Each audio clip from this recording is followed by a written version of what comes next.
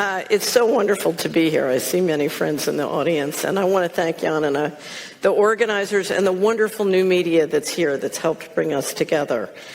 Because if there's one thing we're going to need in the days ahead, it's community. So let's start. What is the financial reset? How many people here believe that they know what the financial reset is? Raise your hand if you... Okay, so let me give you a simple 411 on the financial reset.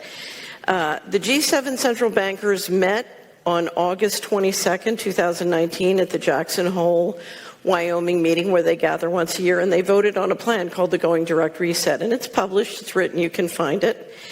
And it is what I would describe as the real reset behind what the World Economic Forum describes as the Great Reset. I think of the Great Reset of the World Economic Forum as sort of a marketing plan for the Going Direct Reset.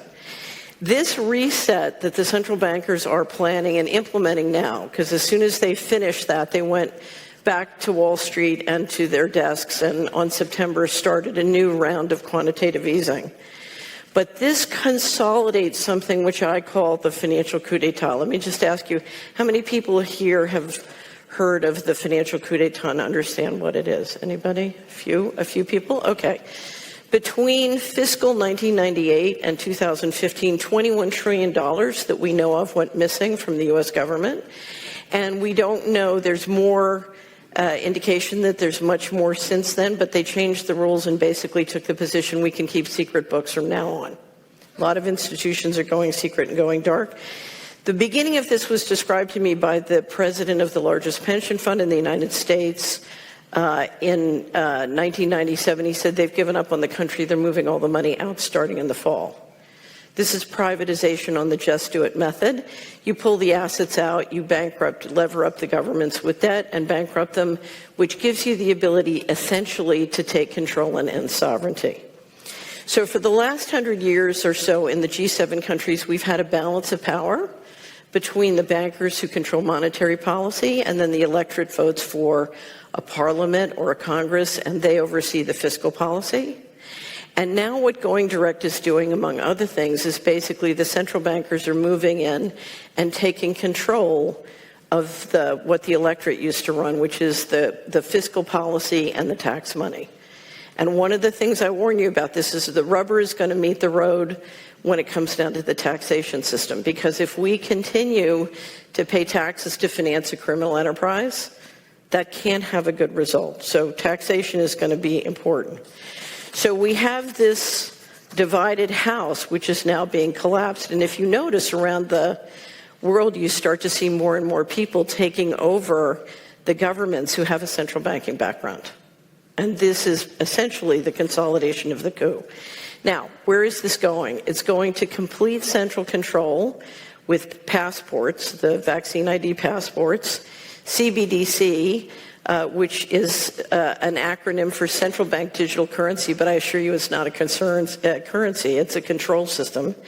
Universal basic income, by destroying people's ability to produce their own income, you put them on a stipend, more control. And to do all of this, what do you need? You need a smart grid, right? Because you need everything electrified so that the CBDC system can control. Now, when I try and tell people how controlling the system is, they have a hard time believing me. So I thought I would bring a very short video to you today. This is the general manager of the Bank of International Settlements in Basel, Switzerland, speaking at a conference on cross-border payments in October 2020, describing the beauty of the central bank digital system. It's only a minute, and I assure you it brings the message home. So if we could play it now. Here we go. Our analysis on CBDC, in particular for the use of general use, we tend to establish the equivalence with cash. And there is a huge difference there. For example, in cash, we don't know, for example, who's using a $100 bill today. We don't know who is using a 1,000 peso bill today. A key difference with the CBDC is that central bank will have absolute control on the rules and regulations that will determine the use of that expression of central bank liability. And also, we will have the technology to enforce that. Those two issues are extremely important, and that makes a huge difference with respect to what cash is. Okay, so what that means is if you have money in your bank account and the new rule is you're not allowed to transact further than 5 kilometers from your home, your card won't work more than 5 kilometers from your home. If they don't want you buying pizza, you can't buy pizza with money in your bank account or with your card. It is complete control, and it solves the taxation without representation problem, because if they want more taxes, they just come take it out of your account. So when the World Economic Forum said it's 2030, you have no assets and you're happy, what I hear is it's 2030, we took all of your assets and you're mind controlled. Okay? So that's sort of English. Okay, so what are some useful steps? For 10 years, I'm no longer doing it, but for 10 years, I helped individual families with investment advisory, and everybody was sort of looking for a way to duck or get around Mr. Global. And unfortunately, the period of getting around or ducking or staying in the middle of the road is over. So I'm going to outline 5 steps that I want you to consider, and the first one is pick a side. We are at a fork in the road. One road leads to slavery, the other road leads to freedom. And you have to decide which side you're on. Okay, we can clap for that. So I did this early. So the process we're all going through together now, I did very early. I started in the 90s. And I had to literally go through a process where, as a very wealthy, successful person, I had to give up everything one by one by one. And you come down to sort of the last phase and you have freedom or your life, and you have to choose. And I chose freedom, and that's when the miracles started. So I'm alive, it worked. But no promises, you have to pick a side, and you have to, this is a burn your boats kind of situation. You can't go back. The second thing you need is a good map. The last speaker did a good job of describing this. We live in a world where there's an official reality or a simulated reality, and it's very much created by what we're now calling, thanks to Brian Garish of UK Column News, the old media. So we have this official reality, but then we have reality. And it's very important that you have a good map of both, and that's why it's so wonderful, particularly here in the Netherlands, that you have such a rich offering of new media. Because new media is doing a great job of trying to help people navigate between the two. Now, you need a map of both the official reality and reality. You need the official reality because you need to meet people where they are. We all are dealing with family and friends who want to stay in the official reality, and we need to know what it is and how it works so we can meet them where they are.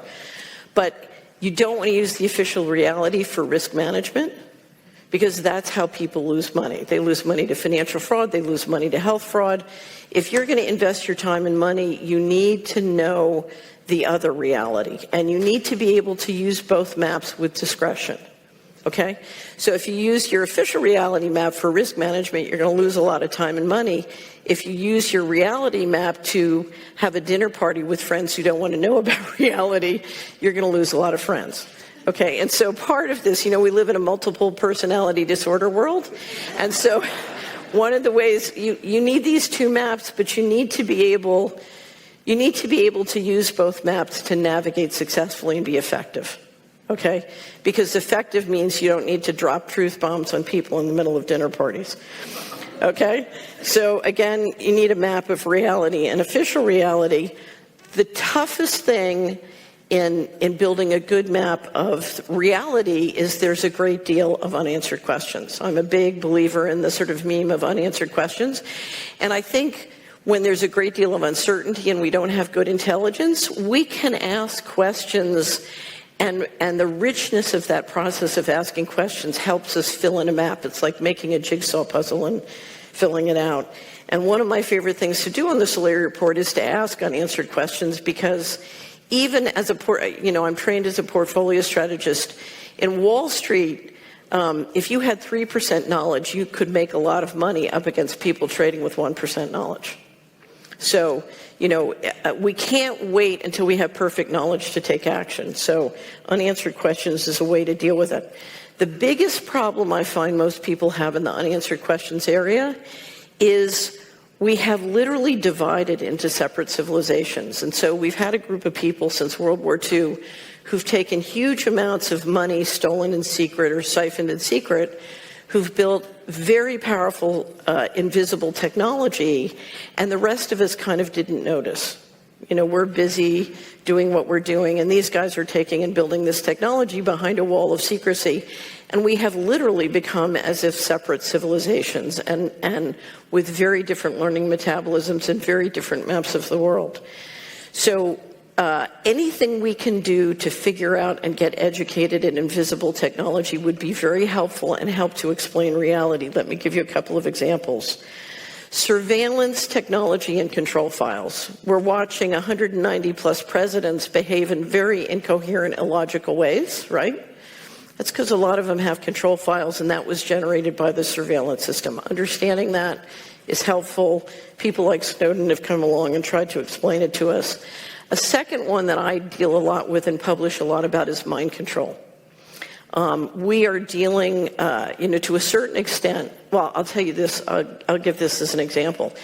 In 2001, before 9/11, I did a series of speeches in New Zealand, Sweden, the City of London, and in most of the 50 states in the United States. And in every audience, I said to the audience, how many people here watch TV? And less than 10% of the people would raise their hand, and I realized, oh, my audience are people who don't own TVs. That's my audience. And that's because, and you're seeing this bifurcation, and it's splitting families and friends everywhere. You have a group of people who want to stay in the official reality. A lot of times they ingest an enormous amount of the old media, and they do it by digital mechanisms. And one of the things influencing that is mind control. It's a big topic. If you go to the Solari report and put mind control in the search box, we have collections of all of our favorite books, videos, and sort of documentaries to help you grapple with that.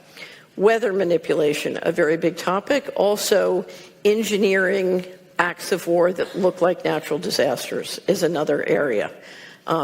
It's a big topic. There's a lot of unanswered questions. But if you look at, again, 190 presidents or prime ministers, all basically speaking the same script, what is the power and force that could do that? It's things like weather manipulation. It's things like space weaponry. A lot of this relates to the increase in sort of military and intelligence operations in the satellite and suborbital platform. There was one wonderful video, I don't know if anybody saw it, of the minister of Alberta, Canada, and he was taking questions from the audience, and somebody came in and said, why won't you let us have ivermectin for COVID-19? And he completely did a non sequitur, because when you work in politics, you're taught if you get a question you don't want to answer, just say thank you, that's a great question, and then do a non sequitur and answer the question you wish you'd gotten. And so he says, it's so wonderful about the vaccination program, blah, blah, blah, blah, blah. And then he does another non sequitur, and he said, I want to thank the people who sent the rain. If we didn't have rain, because we're so dependent on the farmers and the agricultural business, we'd be in real trouble. So I want to thank the people who sent the rain. And everybody's going like, what's he talking about? He's talking about that invisible weaponry. So number 3, practical options. If we're going to start to be more resilient and independent of centralized systems, this is all going to come down to basic things: food and water, energy, shelter, health, and community. One of my favorite authors says, your family are the people who won't turn you in. Where's your family? If we haven't found our family, it's a good time to find it. It's really funny. I'm looking at Robert Duper over here, who's my partner, and thanks to Robert, I get to live in the Netherlands. Thank you, Robert. Round of applause.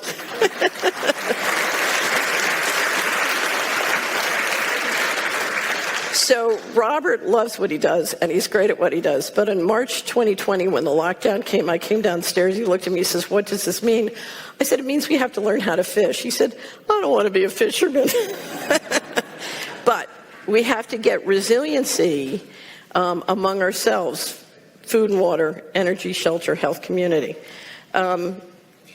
Fourth, We have to decentralize the money system. We've gotten to this point because we've allowed a monopoly on money, not just currency, but the circulation of equity. And if you look at how most of our portfolios and money work, we're financing the enemy. We're building our own prison.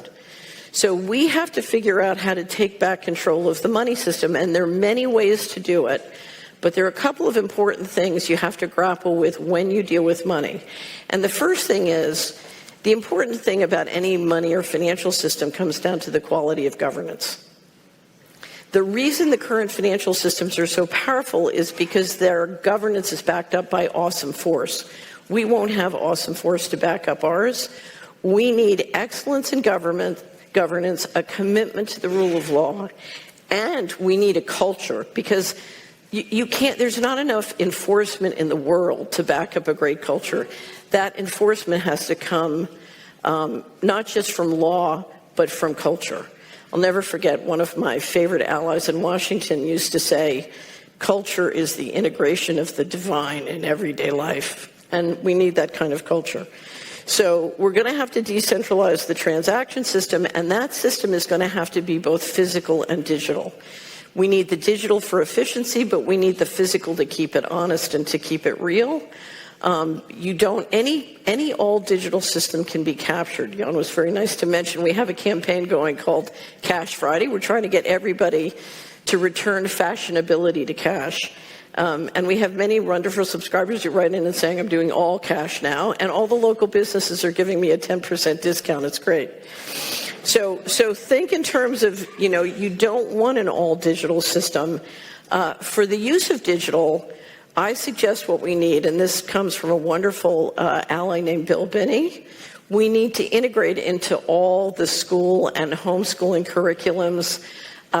We need to teach the kids how to make encryption systems. What Bill said, if we can get hundreds of people in a community creating lots of encryption systems and changing them and rolling them over, he said they can't deal with it, it'll drive them crazy. And he used to be the top technical guy at the NSA, so I believe him.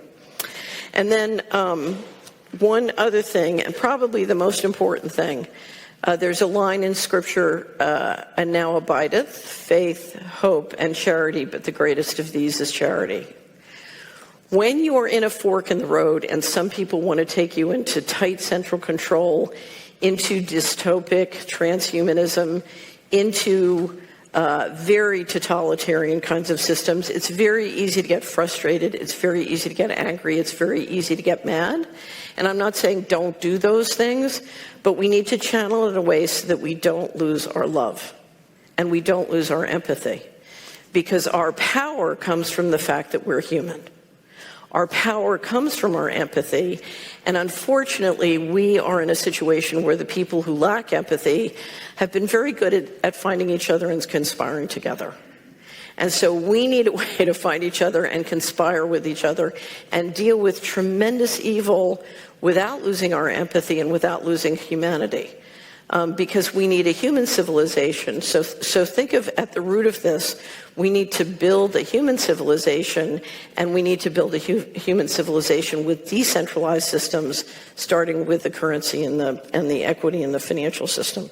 But remember, our power comes from our spiritual power, our emotional power, our energetic power, our intellectual power, and more than anything, our imagination. One of the things I always say, now is not the time in our history to have a failure of imagination. And so faith, hope, and love, that is what we need. And each person is different.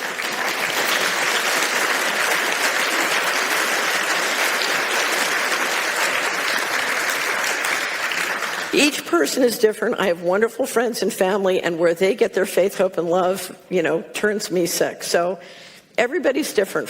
You have to find your own pathway, but please do that, because, the scripture says faith is the substance of things hoped for and not yet seen.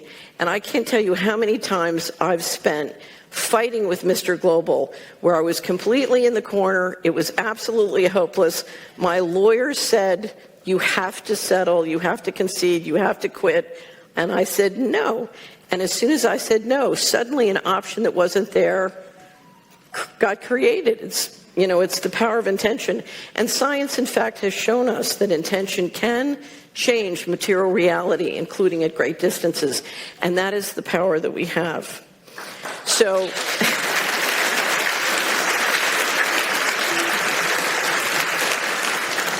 I just want to end the way I end many Solari reports. You have to understand, I spent my whole life until the time I was almost 50, basically as a conspiracy foot soldier. You know, I was raised to believe that conspiracies were great. They were wonderful things. You got a group of people together, and you came up with a plan, and then you ran around in secret, and you got them implemented, because the future is built through transactions.